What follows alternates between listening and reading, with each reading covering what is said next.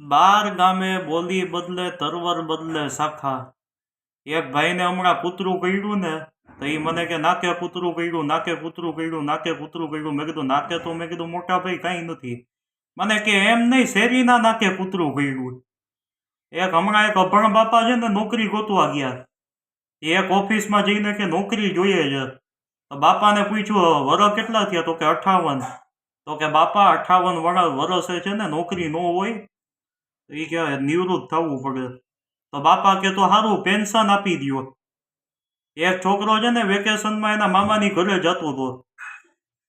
તો એની મમ્મીને કંઈક કામ હશે ને, તો એમની મમ્મી એને ફોન કર્યો. એ કે છે ને ઓલો મમ્મી કે ઓલું તેલ છે, એ કે તેલ એ કે બહુ મસ્ત હતું. એ કે ઓલું બારીની ઉપર એ કે ઓલું તેલ છે, એ કે તેલ બહુ મસ્ત હતું.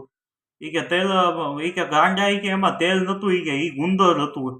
એ કે મમ્મી એટલે જ કહું ને, કે ટોપી નથી નીકળતી. એક મચ્છર ને એકનો એક દીકરો રાતે 10 વાગ્યા સુધી ઘરે ન ગયો તો એની મમ્મી ચિંતા કરવા માંડી.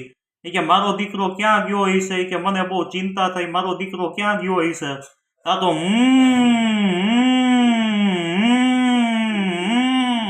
નાનું હેલિકોપ્ટર ઉડતું હોય ને એમ આવ્યો.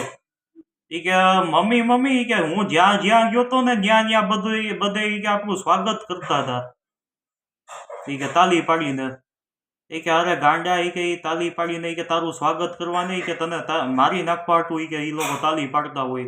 નકર તારો બાપ ઉયો ગયો એમ તું ઉયો જાય. તારા બાપને કે મેં અટકમાં જવાની ના પાડી હતી, વળતા આવતા કોકની હડફેટમાં આવી ગયો. નિશાળમાં છોકરાને ઊભો કર્યો, છોકરા ઊભો થા. રીછને એટલા બધા વાળ કેમ હોય? છોકરો કે સાહેબ જંગલમાં એ બિચારું ક્યાં કપાવા જાય? પછી મિત્રો ઓલું અમદાવાદનું ઓલું ગીતા મંદિરનું બસ સ્ટેન્ડ, એમાં એનાઉન્સમેન્ટ કઈ રીતે કરે?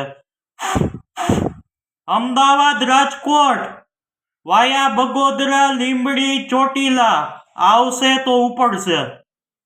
અને એક ભાઈએ તો એવું એનાઉન્સમેન્ટ કર્યું ને, અમદાવાદ રાજકોટ ઉપડવાની હણી ઉપર.